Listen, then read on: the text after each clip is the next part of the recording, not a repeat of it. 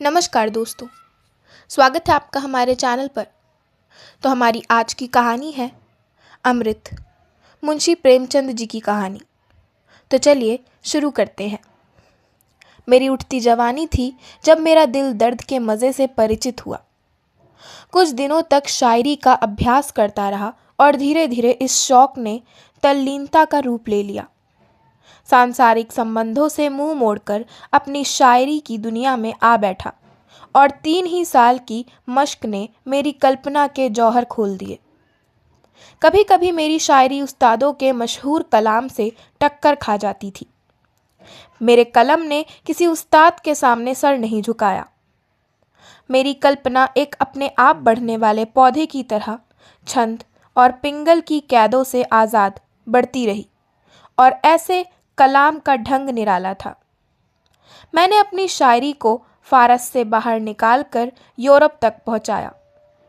यह मेरा अपना रंग था। इस मैदान में ना मेरा कोई प्रतिद्वंदी था, ना बराबरी करने वाला। बावजूद इस शायरों जैसी तल्लीनता के मुझे मुशायरों की वाह वाह और सुभान अल्लाह से नफरत थी। हाँ, काव्य रसिकों से बिना अपना नाम बताए हुए अक्सर अपनी शायरी की अच्छाइयों और बुराइयों पर बहस किया करता। तो मुझे शायरी का दावा न था, मगर धीरे धीरे मेरी शोहरत होने लगी और जब मेरी मसनवी दुनियाए हुस्न प्रकाशित हुई तो साहित्य की दुनिया में हलचल सी मच गई। पुराने शायरों ने काव्य मर्मज्ञों की प्रशंसा कृपणता में पोथे के पोथे रंग दिए हैं, मगर मेरा अनुभव इसके बिल्कुल विपरीत था। मुझे कभी कभी यह ख्याल सताया करता कि मेरे कृतदानों की यह उदारता दूसरे कवियों की लेखनी की दरिद्रता का प्रमाण है। यह ख्याल हौसला तोड़ने वाला था। बहरहाल जो कुछ हुआ, दुनियाए हुस्न ने मुझे शायरी का बादशाह बना दिया। मेरा नाम हर एक ज़बान पर था, मेरी चर्चा हर एक अखबार में थी। शोहरत अपने साथ दौलत भी लाई। मुझे दिन रात शेरो शायरी के अलावा और कोई काम न था। अक्सर बैठे बैठे रातें गुजर जाती और जब कोई चुभता हुआ शेर कलम से निकल जाता तो मैं खुशी के मारे उछल पड़ता। मैं अब तक शादी ब्याह की कैदों से आज़ाद था, या यूं कहिए कि मैं उसके उन मज़ों से अपरिचित था जिनमें रंज की तलखी भी है और खुशी की नमकीनी भी। अक्सर पश्चिमी साहित्यकारों की तरह मेरा भी ख्याल था कि साहित्य के उन्माद और सौंदर्य के उन्माद में पुराना बैर है। मुझे अपनी ज़बान से कहते हुए शर्मिंदा होना पड़ता है कि मुझे अपनी तबीयत पर भरोसा न था। जब कभी मेरी आंखों में कोई मोहिनी सूरत घूम जाती तो मेरे दिल दिमाग पर एक पागलपन सा छा जाता। हफ्तों तक अपने को भूला हुआ सा रहता। लिखने की तरफ तबीयत किसी तरह ना झुकती। ऐसे कमज़ोर दिल में सिर्फ एक इश्क की जगह थी। इसी डर से मैं अपनी रंगीन तबीयत के खिलाफ आचरण शुद्ध रखने पर मजबूत था। कमल की एक पंखुड़ी, श्यामा के एक गीत, लहलहाते हुए एक मैदान में मेरे लिए जादू का सा आकर्षण था। मगर किसी औरत के दिल फरेब हुस्न को मैं चित्रकार या मूर्तिकार की बेलौस आँखों से नहीं देख सकता था। सुंदर स्त्री मेरे लिए एक रंगीन कातिल नागिन थी, जिसे देखकर आंखें खुश होती हैं मगर दिल डर से सिमट जाता है। खैर, दुनियाए हुस्न को प्रकाशित हुए 2 साल गुजर चुके थे। मेरी ख्याति बरसात की उमड़ी हुई नदी की तरह बढ़ती चली जाती थी। ऐसा मालूम होता था जैसे मैंने साहित्य की दुनिया पर कोई वशीकरण कर दिया है। इसी दौरान मैंने फुटकर शेर तो बहुत कहे, मगर दावतों और अभिनंदन पत्रों की भीड़ ने मार्मिक भावों को उभरने ना दिया। प्रदर्शन और ख्याति एक राजनीतिज्ञ के लिए कोड़े का काम दे सकते हैं, मगर शायर की तबीयत अकेले शांति से एक कोने के बैठकर ही अपना जौहर दिखलाती है। चुनाचे में इन रोज बरोज बढ़ती हुई बेहुदा बातों से गला छुड़ाकर भागा और पहाड़ के एक कोने में जा छिपा। नैरंग ने वहीं जन्म लिया। नैरंग के शुरू करते हुए ही मुझे एक आश्चर्यजनक और दिल तोड़ने वाला अनुभव हुआ। ईश्वर जाने क्यों मेरी अक्ल और मेरे चिंतन पर पर्दा पड़ गया। घंटों तबीयत पर जोर डालता, मगर एक शेर भी ऐसा ना निकलता कि दिल फड़के। सूझते भी तो दरिद्र पिटे हुए विषय जिनसे मेरी आत्मा भागती थी। मैं अक्सर झुंझला कर उठ बैठता, कागज फाड़ डालता और बड़ी बेदिली की हालत में सोचने लगता कि क्या मेरी काव्य शक्ति का अंत हो गया? क्या मैंने वह खजाना जो प्रकृति ने मुझे सारी उम्र के लिए दिया था, इतनी जल्दी मिटा दिया? कहाँ वह हालत थी कि विषयों की बहुतायत और नाजुक ख्यालों की रवानी कलम को दम नहीं लेने देती थी। कल्पना का पंछी उड़ता तो आसमान का तारा बन जाता था, और कहाँ अब यह पस्ती, यह करुण दरिद्रता। मगर इसका कारण क्या है? यह किस कसूर की सजा है? कारण और कार्य का दूसरा नाम दुनिया है। जब तक हमको क्यों का जवाब ना मिले, दिल को किसी तरह सब्र नहीं होता। यहाँ तक कि मौत को भी इस क्यों का जवाब देना पड़ता है। आखिर मैंने एक डॉक्टर से सलाह ली। उसने आम डॉक्टरों की तरह आब हवा बदलने की सलाह दी। मेरी अक्ल में भी यह बात आई कि मुमकिन है नैनीताल की ठंडी आब हवा से शायरी की आग ठंडी पड़ गई हो। 6 महीने तक लगातार घूमता फिरता रहा, अनेक आकर्षक दृश्य देखे, मगर उनसे आत्मा पर वह शायराना कैफियत न छाती थी कि प्याला छलक पड़े और खामोश कल्पना खुद ब खुद चहकने लगे। मुझे अपना खोया हुआ लाल न मिला। अब मैं जिंदगी से तंग था। जिंदगी अब मुझे सूखे रेगिस्तान जैसी मालूम होती, जहाँ कोई जान नहीं, ताजगी नहीं, दिलचस्पी नहीं। हरदम दिल पर एक मायूसी सी छाई रहती और दिल खोया खोया रहता। दिल में यह सवाल पैदा होता कि क्या वह 4 दिन की चांदनी खत्म हो गई और अंधेरा पाख आ गया? आदमी की संगत से बेजार, हम जिन्स की सूरत से नफरत। मैं एक गुमनाम कोने में पड़ा हुआ जिंदगी के दिन पूरे कर रहा था। पेड़ों की चोटियों पर बैठने वाली, मीठे राग गाने वाली चिड़िया क्या पिंजरे में जिंदा रह सकती है? मुमकिन है कि वह दाना खाए, पानी पिए, मगर उसकी इस जिंदगी और मौत में कोई फर्क नहीं है। आखिर जब मुझे अपनी शायरी की लौटने की कोई उम्मीद नहीं रही, तो मेरे दिल में यह इरादा पक्का हो गया कि अब मेरे लिए शायरी की दुनिया से मर जाना ही बेहतर होगा। मुर्दा तो हूँ ही, इस हालत में अपने को जिंदा समझना बेवकूफ़ी है। आखिर मैंने एक रोज़ कुछ दैनिक पत्रों का अपने मरने की खबर दी। उसके छपते ही मुल्क में कोहराम मच गया, एक तहलका पड़ गया। उस वक्त मुझे अपनी लोकप्रियता का कुछ अंदाज़ा हुआ। यह आम पुकार थी कि शायरी की दुनिया की किस्ती मंझदार में डूब गई। शायरी की महफिल उखड़ गई। पत्र पत्रिकाओं में मेरे जीवन चरित्र प्रकाशित हुए, जिनको पढ़कर मुझे उनके एडिटरों की आविष्कार बुद्धि का कायल होना पड़ा। ना तो मैं किसी रईस का बेटा था और ना मैंने रईसी की मसनद छोड़कर फकीरी अख्तियारी थी। उनकी कल्पना वास्तविकता पर छा गई। मेरे मित्रों के एक साहब ने, जिन्हें मुझसे आत्मीयता का दावा था, मुझे पीने पिलाने का प्रेमी बना दिया था। वह जब कभी मुझसे मिलते, उन्हें मेरी आंखें नशे से लाल नजर आती। अगरचे इसी लेख में आगे चलकर उन्होंने मेरी इस बुरी आदत की बहुत हृदयता से सफाई दी थी, क्योंकि रूखा सूखा आदमी ऐसी मस्ती के शेर नहीं कह सकता। ताहम हैरत है कि उन्हें यह सरीहन गलत बात कहने की हिम्मत कैसे हुई। खैर, इन गलत बयानियों की तो मुझे परवाह ना थी। अलबत्ता यह बड़ी फिक्र थी, फिक्र नहीं, एक प्रबल जिज्ञासा थी कि मेरी शायरी पर लोगों की ज़बान से क्या फतवा निकलता है। हमारी ज़िंदगी के कारनामे की सच्ची दाद मरने के बाद ही मिलती है, क्योंकि उस वक्त वह खुशामद और बुराइयों से पाक साफ होती है। मरने वाले की खुशी या रंज की कौन परवाह करता है? इसीलिए मेरी कविता पर जितनी आलोचनाएं निकली हैं, उसको मैंने बहुत ही ठंडे दिल से पढ़ना शुरू किया। मगर कविता को समझने वाली व्यापकता और उसके मर्म को समझने वाली रुचि का चारों तरफ अकाल सा मालूम होता था। अधिकांश जौहरियों ने एक एक शेर को लेकर उनसे बहस की थी, और इसमें शक नहीं कि वे पाठक की हैसियत से उस शेर के पहलुओं को खूब समझते थे। मगर आलोचक का कहीं पता न था। नज़र की गहराई गायब थी।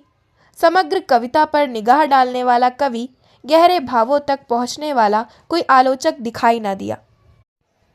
एक रोज़ मैं प्रेतों की दुनिया से निकलकर घूमता हुआ अजमेर की पब्लिक लाइब्रेरी में जा पहुंचा। दोपहर का वक्त था। मैंने मेज पर झुककर देखा कि कोई नई रचना हाथ आ जाए तो दिल बहलाऊं। यकायक मेरी निगाह एक सुंदर पत्र की तरफ गई जिसका नाम था कलाम अख्तर। जैसे भोला बच्चा खिलौने की तरफ लपकता है, उसी तरह झपट कर मैंने उस किताब को उठा लिया। उसकी लेखिका मिस आयशा आरिफ थी। दिलचस्पी और भी ज्यादा हुई। मैं इत्मीनान से बैठकर उस किताब को पढ़ने लगा। एक ही पन्ना पढ़ने के बाद दिलचस्पी ने बेताबी की सूरत अख्तियार की। फिर तो मैं बेसुधी की दुनिया में पहुंच गया। मेरे सामने गोया सूक्ष्म अर्थों की एक नदी लहरें मार रही थी। कल्पना की उठान, रुचि की स्वच्छता, भाषा की नरमी, काव्य दृष्टि ऐसी थी कि हृदय धन्य धन्य हो उठता था। मैं एक पैराग्राफ पढ़ता, फिर विचार की ताजगी से प्रभावित होकर एक लंबी सांस लेता और तब सोचने लगता, इस किताब को सरकारी तौर पर पढ़ना असंभव था। यह औरत थी या सुरुचि की देवी। उसके इशारों से मेरा कलाम बहुत कम बचा था, मगर जहां उसने मुझे दाद दी थी वहां सच्चाई के मोती बरसा दिए थे। उसके ऐतराज़ों में हमदर्दी और प्रशंसा में भक्ति था। शायर के कलाम को दोषों की दृष्टियों से नहीं देखना चाहिए। उसने क्या नहीं किया, यह ठीक कसौटी नहीं। बस यही जी चाहता था कि लेखिका के हाथ और कलम चूम लूं। सफ़ीर, भोपाल के दफ्तर से एक पत्रिका प्रकाशित हुई थी। मेरा पक्का इरादा हो गया।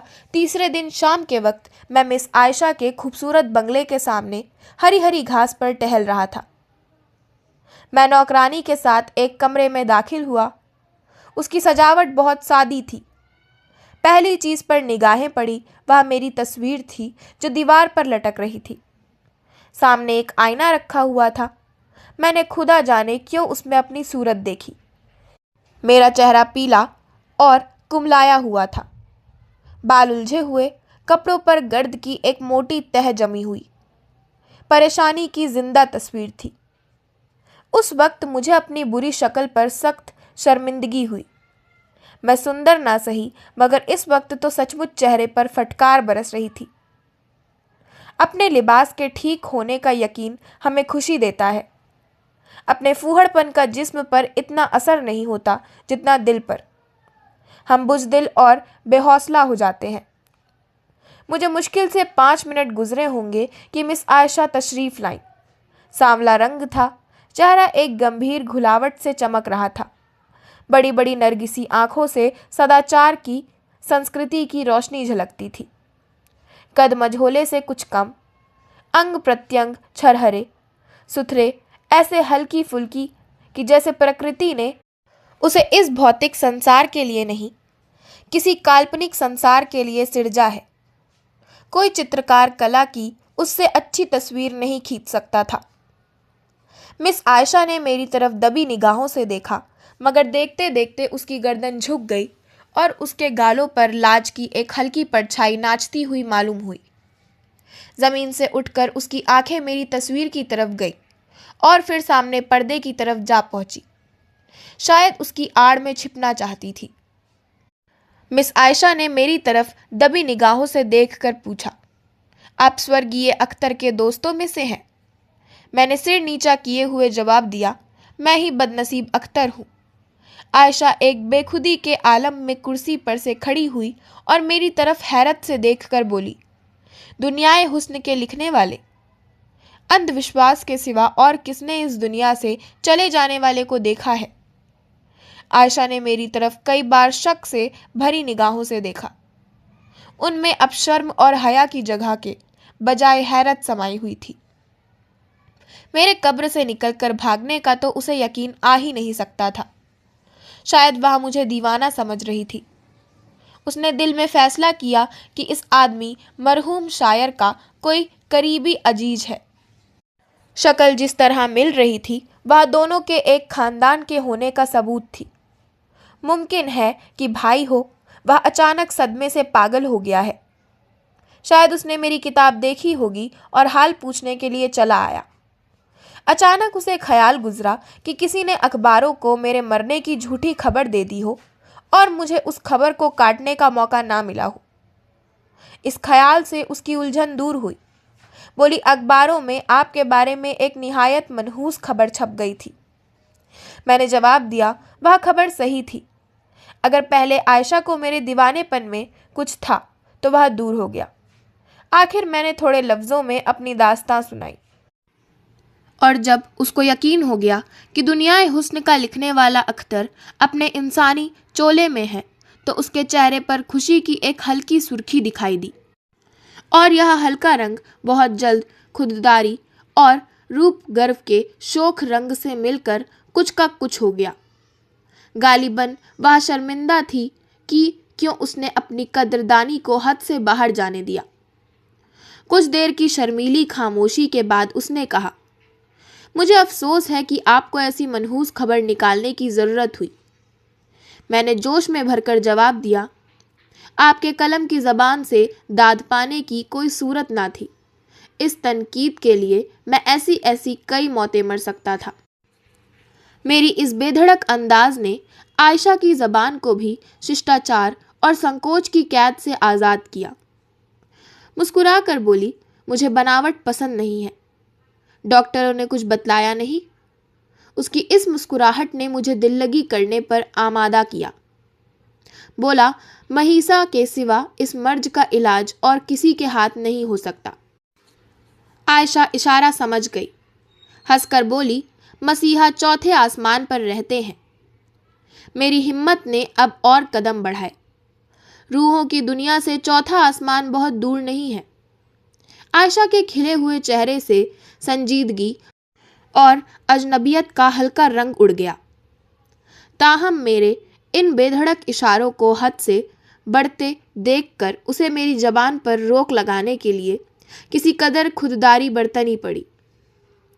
जब मैं कोई घंटे भर के बाद उस कमरे से निकला तो बजाय इसके कि वह मेरी तरफ अपनी अंग्रेज़ी तहजीब के मुताबिक हाथ बढ़ाए, उसने चोरी चोरी मेरी तरफ देखा। फैला हुआ पानी जब सिमट कर किसी जगह से निकलता है तो उसका बहाव तेज़ और ताकत कई गुना ज़्यादा हो जाती है। आयशा की उन निगाहों में असमत की तासीर थी। उनमें दिल मुस्कुराता था और जज्बा नाचता था। उनमें मेरे लिए दावत का एक पुरजोर पैगाम भरा हुआ था। जब मैं मुस्लिम होटल में पहुंचकर इन वाक़यात पर गौर करने लगा तो मैं इस नतीजे पर पहुंचा कि गो मैं ऊपर से देखने पर यहाँ अब तक अपरिचित था, लेकिन भीतरी तौर पर शायद मैं उसके दिल के कोने तक पहुंच चुका था। जब मैं खाना खाकर पलंग पर लेटा तो बावजूद 2 दिन रात भर जागने के नींद आंखों से कोसों दूर थी। जज्बात की कशमकश में नींद कहाँ। आयशा की सूरत, उसकी खातिरदारियाँ और उसकी वह छिपी छिपी निगाह दिल में एक सांसों का तूफान सा बरपा रही थी। उस आखिरी निगाह ने दिल में तमन्नाओं की रूम धूम मचा दी। वह आरजुएं जो बहुत अरसा हुआ मर मिटी थीं, फिर जाग उठी और आरजुओं के साथ कल्पना ने भी मुंदी हुई आंखें खोल दी। दिल में जज्बात और कैफियत का एक बेचैन करने वाला जोश महसूस हुआ। यही आरजुएं, यही बेचैनियाँ और यही कोशिशें कल्पना के दीपक के लिए तेल हैं। जज्बात की हरारत ने कल्पना को गरमाया। मैं कलम लेकर बैठ गया और एक ऐसी नज़म लिखी जिसे मैं अपनी सबसे शानदार दौलत समझता हूँ। मैं एक होटल में रह रहा था, मगर किसी न किसी हीले से दिन में कम से कम एक बार ज़रूर उसके दर्शन का आनंद उठाता। गो आयशा ने कभी मेरे यहाँ तक आने की तकलीफ़ नहीं की, तो भी मुझे यह यकीन करने के लिए शहादतों की ज़रूरत ना थी कि वहाँ किस कदर सरगर्मी से मेरा इंतज़ार किया जाता था। मेरे कदमों की पहचानी हुई आहटें पाते ही उसका चेहरा कैसे कमल की तरह खिल जाता था और आंखों से कामना की किरणें निकलने लगती थी। यहाँ 6 महीने गुजर गए। इस जमाने को मेरी ज़िंदगी की बहार समझना चाहिए। मुझे वह दिन भी याद है जब मैं आरज़ुओं और हसरतों के गम से आज़ाद था। मगर दरिया की शांतिपूर्ण रवानी में थिरकती हुई लहरों की बहार कहाँ। अब अगर मोहब्बत का दर्द था तो उसका प्राणदायी मज़ा भी था। अगर आरजुओं की घुलावट थी तो उनकी उमंग भी थी। मेरी यह प्यासी आंखें उस रूप के स्रोत से किसी तरह तप्त ना होती। जब मैं अपनी नशे में डूबी हुई आंखों से उसे देखता तो मुझे एक आत्मिक तरावट सी महसूस होती। मैं उसके दीदार के नशे से बेसुध सा हो जाता और मेरी रचना शक्ति का तो कुछ हद हिसाब ना था। ऐसा मालूम होता था कि जैसे दिल में मीठे भावों का सोता खुल गया था।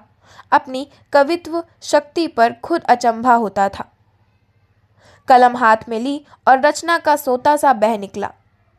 नए रंग में ऊंची कल्पनाएं ना हो, बड़ी गूढ़ बातें ना हो, मगर उसका एक एक शेर प्रवाह और रस, गर्मी और घुलावट की दाद दे रहा है।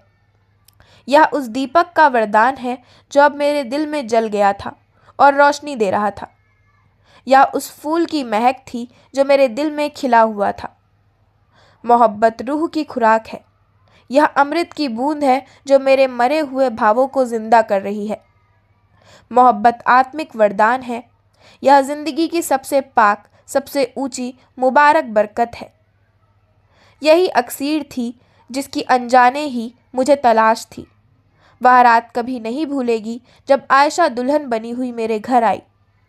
नैरंग उसकी मुबारक जिंदगी की यादगार है। दुनियाए हुस्न एक कली थी। नैरंग खिला हुआ फूल है और उस कली को खिलाने वाली कौन सी चीज़ है? वही जिसकी मुझे अनजाने की तलाश थी और जिसे मैं अब पा गया था। तो इसी के साथ मैं अपनी आज की कहानी अमृत का समापन करती हूँ। आशा करती हूँ आपको हमारी आज की कहानी अमृत पसंद आई होगी। अगर आपको हमारी आज की कहानी पसंद आई हो तो हमारे चैनल को सब्सक्राइब करें, वीडियो को लाइक करें और बेल आइकन दबाना ना भूलें। धन्यवाद।